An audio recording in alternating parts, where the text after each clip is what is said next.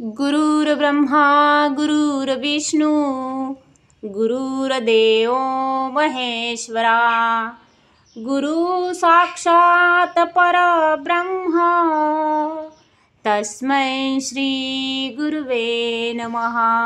हिंदू धर्मात गुरुपौर्णिमेला खूप महत्त्व आहे।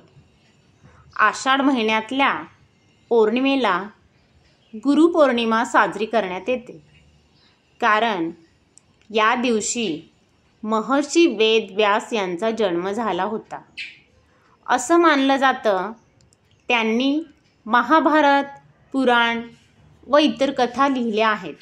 या दिवशी गुरूंची मनोभावे पूजा केल्याने विशेष लाभ होतो असं मानलं जातं। गुरुपौर्णिमेचे महत्त्व। गुरुपौर्णिमेला व्यास पौर्णिमा सुद्धा म्हणतात। महर्षी वेदव्यास यांना वेदांचे ज्ञान होते। महर्षी वेदव्यास यांना 7 चिरंजीवीपैकी एक मानलं जातं, म्हणजेच ते अमर आहेत आणि आजही जिवंत आहेत असं मानलं जातं। धार्मिक ग्रंथामध्ये त्यांना विष्णूंचे रूप मानलं गेलं आहे। धार्मिक मान्यतानुसार या दिवशी पूजा पाठ केल्याने आणि उपवास केल्याने कुंडलीतील गुरुदोष आणि पितृदोष संपतात।